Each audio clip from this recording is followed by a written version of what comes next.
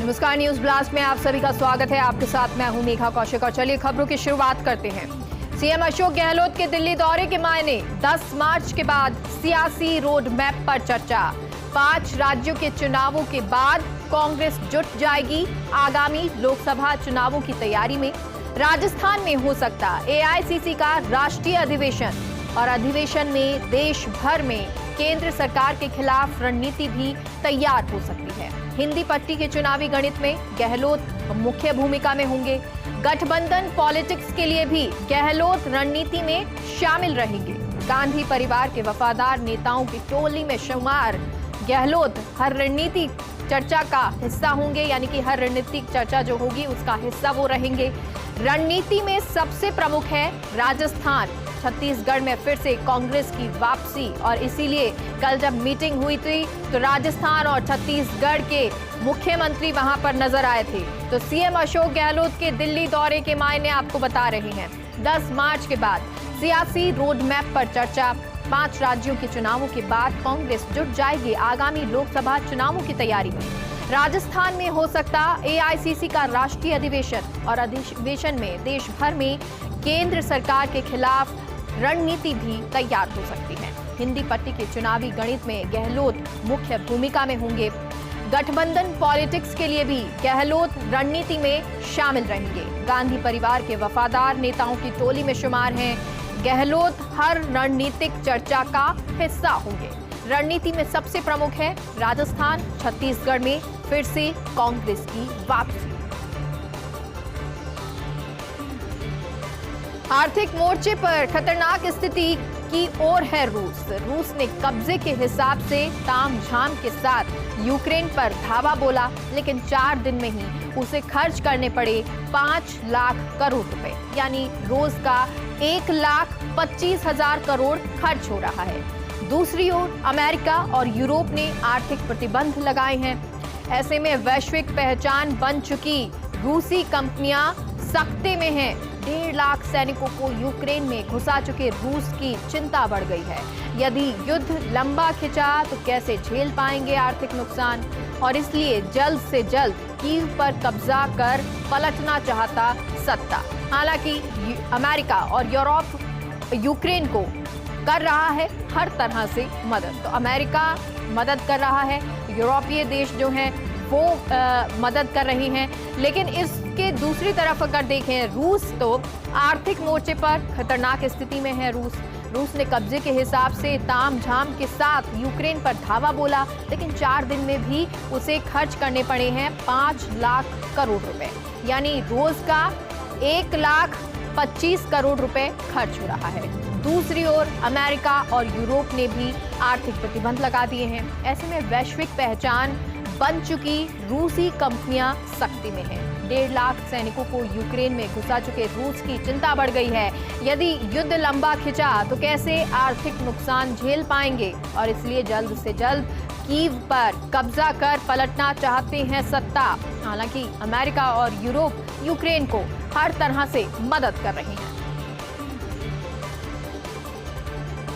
रूस यूक्रेन जंग के बीच दहशत की तस्वीर। एक और भारतीय छात्र वतन वापसी के लिए बेकरार हैं तो यूक्रेन से निकलने के लिए कर रहे हैं जद्दोजहद, और इस बीच यूक्रेनी सैनिकों का सामने आया अमानवीय चेहरा। यूक्रेनी सैनिक भारतीय छात्रों से दुर्व्यवहार कर रहे हैं। युद्ध में भारत की ओर से मदद नहीं मिलने से गुस्साए यूक्रेनी सैनिक और पोलैंड बॉर्डर से तस्वीर वायरल हो रही है। सैनिकों ने छात्रों को पीटा, गन पॉइंट पर लिया और हवाई फायर भी किया। अब भी फंसे हैं हजारों भारतीय छात्र और नागरिक। तो आपको बता दें बॉर्डर पर ये लोग पहुंचे हैं। 3000 के लगभग बताया जा रहा है कि जो भारतीय छात्र और नागरिक हैं वो बॉर्डर पर हैं अभी भी, और इंतजार यही कर रहे हैं कि वतन वापसी हो सके। और इन सब के बीच में रूस यूक्रेन जंग के बीच जो दहशत की तस्वीर सामने आई, एक और भारतीय छात्र वतन वापसी के लिए बेकरार हैं तो यूक्रेन से निकलने के लिए जद्दोजहद कर रही हैं। और इसी बीच यूक्रेनी सैनिकों का अमानवीय चेहरा सामने आया। यूक्रेनी सैनिक भारतीय छात्रों से दुर्व्यवहार कर रहे हैं। युद्ध में भारत की ओर से मदद नहीं मिलने से यूक्रेनी सैनिक गुस्साए हुए हैं। पोलैंड बॉर्डर से तस्वीर वायरल हो रही है। सैनिकों ने छात्रों को पीटा, गन पॉइंट पर लिया और हवाई फायर भी किया। अब भी फंसे हैं हजारों भारतीय छात्र और नागरिक।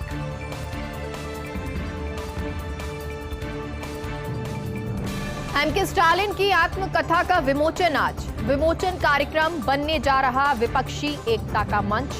राहुल गांधी करेंगे आत्मकथा का विमोचन। केरल के CM Pinarayi Vijayan, Telangana CM KCR, Omar Abdullah, Tejashwi Yadav भी समारोह में शामिल होंगे। ममता बनर्जी को भी आमंत्रित किया, लेकिन अभी तक जाहिर नहीं सहमति की है। भाजपा के खिलाफ सभी पार्टी के नेताओं को आमंत्रित किया गया है। हाल ही में स्टालिन ने देश की 37 पार्टियों से समर्थन मांगा। तो हाल ही की बात है जब स्टालिन ने 37 ऐसी पार्टियां देश की जिनसे समर्थन मांगा बीजेपी के अगेंस्ट। एमके स्टालिन की आत्मकथा का विमोचन आज है और विमोचन कार्यक्रम बनने जा रहा है विपक्षी एकता का मंच। राहुल गांधी आत्मकथा का विमोचन करेंगे। केरल के CM Pinarayi Vijayan, Telangana CM KCR, Omar Abdullah, Tejashwi Yadav भी समारोह में शामिल होंगे। ममता बनर्जी को भी आमंत्रित किया है, लेकिन अभी तक सहमति जाहिर नहीं की है। भाजपा के खिलाफ सभी पार्टी के नेताओं को आमंत्रित किया गया है और हाल ही में स्टालिन ने देश की 37 पार्टियों से समर्थन मांगा था।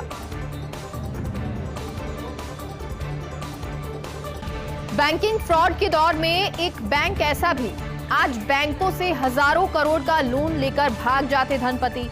लेकिन राजस्थान बड़ौदा क्षेत्रीय ग्रामीण बैंक की अलग कहानी है, जिसमें कोई भी नहीं है डिफॉल्टर। बैंक कर्मी से लेकर खाता धारक सभी हैं महिलाएं।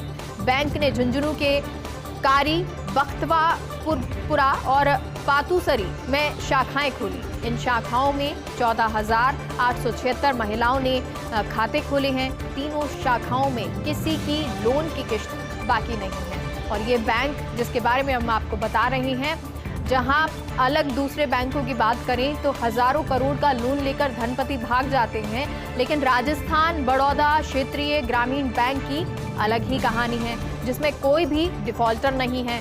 बैंक कर्मी से लेकर खाता धारक सभी हैं महिलाएं।